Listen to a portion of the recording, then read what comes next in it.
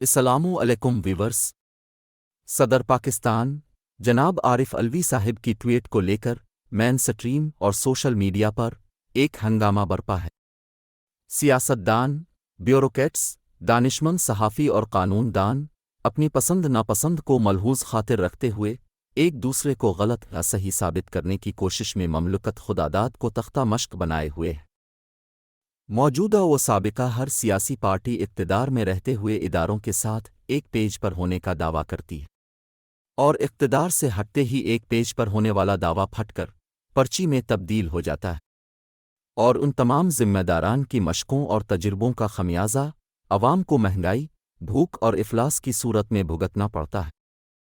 بندہ نہ چیز اپنے ناقص علم کی بدولت غلط اور صحیح کی بحث میں نہ پڑتے ہوئے دریا کو کوزے میں بند کرنے کی حقیر جسارت کر رہا ہے۔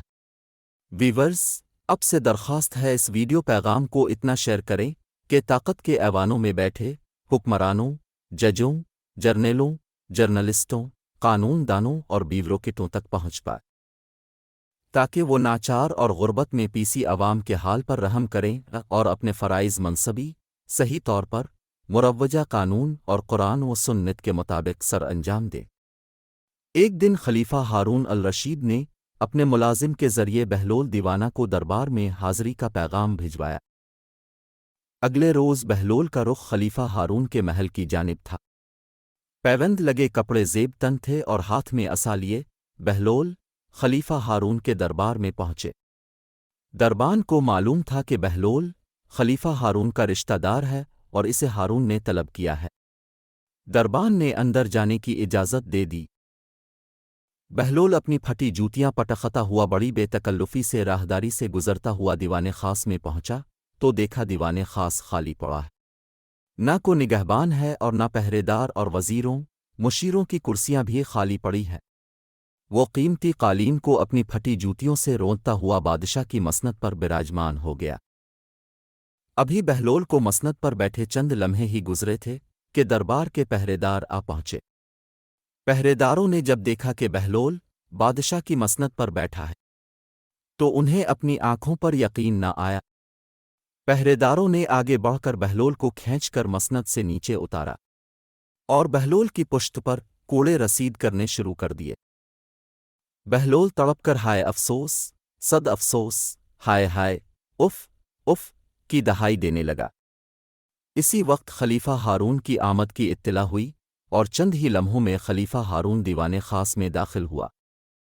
اس نے بہلول کو روتے چلاتے اور فریاد کرتے دیکھا تو حیران ہوا، اور آگے بڑھ کر بہلول کو فرش سے اٹھانا چاہا، لیکن بہلول فرش سے نہ اٹھا اور مسلسل روتے ہوئے افسوس افسوس اور ہائے ہائے پکارتا رہا۔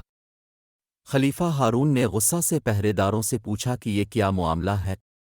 بہلول کیوں دہائی دے رہا ہے؟ پہرے داروں نے ڈرتے ہوئے کہا، عالی جا، یہ دیوانہ حضور کی مسند پر جا بیٹھا تھا اور اترنے کا نام نہیں لیتا تھا، اس لیے تھوڑی سی سختی کرنی پڑی۔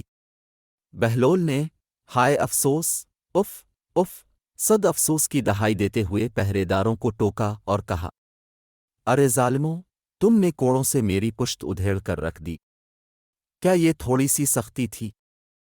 یہ سنتے ہی خلیفہ ہارون نے پہرے داروں پر نگاہ عتاب ڈالی اور کہا، تم لوگ دیکھتے نہیں کہ یہ دیوانہ ہے؟ ہارون نے بہلول کی دلجوئی کرتے ہوئے اسے فرش سے اٹھایا اور تسلی دی، مگر بہلول مسلسل رو رہا تھا۔ ہارون نے بڑی تشویش سے پوچھا، بہلول، اس طرح کیوں رو رہے ہو؟ کیا تمہیں تکلیف پہنچی ہے؟ بہلول نے جواب دیا، ہاں مجھے تکلیف پہنچی ہے، مگر میں اپنے حال پر نہیں تمہارے حال پر رو رہا ہوں۔ ہائے افسوس، صد افسوس۔ خلیفہ ہارون کو تعجب ہوا اور پوچھا، بہلول میرے حال پر کیوں رو رہے ہو؟ بہلول نے جواب دیا، ہارون تجھ پر کیا گزرے گی، میں تو تیری مسند پر صرف چند لمحے بیٹھا تو اتنی مار کھائی کہ ساری پشت چھلنی ہو گئی، تم تو نہ جانے کب سے اس مسند پر بیٹھ رہے ہو۔ اف افسوس، صد افسوس، تجھے اپنے انجام کی کوئی فکر نہیں۔ ہارون لمحے بھر کے لیے کانپا، لیکن اس نے یوں ہی ظاہر کیا جیسے اس کی بات نہیں سمجھا اور بہلول سے کہا، تم میرے حال پر افسوس کرتے ہو اور میں تمہارے حال پر۔ تم اچھے بھلے تو تھے، پھر نہ جانے تمہیں کیا ہوا، تم دیوانے بنے پھرتے ہو۔ بہلول مسکرایا اور کہا، تم جانتے ہو کہ خدا کی سب سے بڑی نعمت عقل ہے۔ جب خدا ارادہ کرتا ہے کہ بندے سے اپنی نعمتیں واپس لے لے تو سب سے پہلے بندے سے جو چیز واپس لیتا ہے وہ اس کی عقل ہے۔ عقل رزق میں شمار ہوتی ہے۔ افسوس کہ خدا نے یہ نعمت مجھ سے واپس لے لی۔ ویورز، حالیہ دنوں میں صدر پاکستان کی مسند پر بیٹھنے کے خواہش مندوں نے اپنی خواہش کی تکمیل کے لیے صدر ہاؤس کو تختہ مشق بنایا۔ اس حالیہ و سابقہ مشقوں کے پاکستان کی معاشیت، ملکی سلامتی و یکجہتی اور ملکی اداروں کی توقیر پر کیا اثرات پڑتے ہیں، اس کا مزید اندازہ آنے والے وقت میں ہی سامنے آئے گا۔ لیکن ان مشقوں کا ڈائریکٹ اثر عوام کی جیب پر پڑ رہا ہے۔ عوام سطح غربت کی لکیر سے بہت نیچے جا چکی ہے۔ اشیاء ضرورت قوت خرید سے باہر ہو چکی ہے۔ اگر اس کا حل تلاش نہ کیا گیا تو وقت ہاتھ سے نکل جائے گا۔ ہمارے حکمران شاید یہ بھول چکے ہیں کہ بھوک کے سامنے انسانی و اخلاقی قدروں کی کوئی اہمیت نہیں ہوتی۔ خدا نخواستہ اگر یہ 24 کروڑ عوام بھوک و افلاس سے متاثر ہو کر انسانی و اخلاقی اقدار کھو بیٹھی تو ہم کہاں کھڑے ہوں گے؟